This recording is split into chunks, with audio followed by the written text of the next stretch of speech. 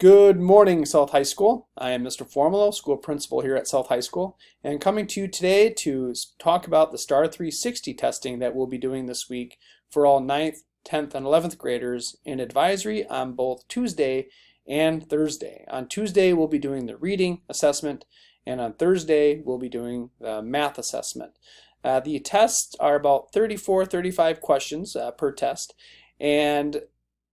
we don't have a specific time for which you need to have it done by. So we did give you 40 minutes of advisory to be able to make that happen by extending our advisory period. But if you feel like you need more time, just make sure that you're talking to your teacher about pausing your test at the end of the assessment, and we'll find a time to allow you to finish that later on this week or early next week. So please take your time and do your best with this test. I challenge you with this testing window to see this as more than just another test, but as a meaningful measure of your current abilities in both reading and math. And I know that we feel like we get over-tested or tested too much, but this assessment's much different than those other ones that you experience, like the Aspire, Forward, or even the ACT, that are more one and done kind of tests where you don't get a lot of feedback. Our goal with the STAR 360 this year is that after we take this assessment, we want to share back with you your scores so that you can have an idea of where you are and where you want to be when you retest, possibly this winter, and then again for sure in spring. This would lead me into this concept that I want to share with you about having a growth mindset and encouraging you to really see this assessment as an opportunity for you to just see where you're at. It doesn't need to say anything about who you are as a person or about your character, but just where are you with these very specific skills of reading and math that are paramount to your success after high school. In a video that you're going to watch in a little bit, you're going to hear about some of the great entrepreneurs of our time, and they may or may not have always succeeded at what they do,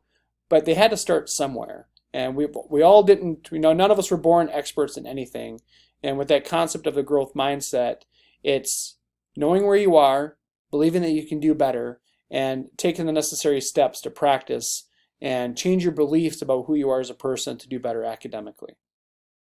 So this tool, the STAR 360, it's really helpful to us as a staff because it gives us kind of a gauge as to where our students are academically and allows us to kind of know who you are as individuals, know who you are as groups, and informs our instruction so that we're providing instruction that is best suited to your needs and what you need to grow. As a student, though, as I mentioned with that growth mindset, it doesn't matter what your post-secondary path is going to be, whether it's a 4-year college, 2-year college, military, or work. Research would tell us, and data will tell us, that in addition to earning a high school diploma, your reading ability and your math ability are going to be indicative of your success in your careers. So I want you to have that in mind, that as you start thinking about that growth mindset and that concept of lifelong learning, that this is an opportunity for you to reflect on where you are, make some decisions about where you want to be, and set that as a goal so that we can see that growth over the course of this year. And for those of you that are in 9th and 10th grade, where does that growth show up in your STAR 360 testing in your sophomore year and your junior year, and ultimately possibly on tests like your ACT.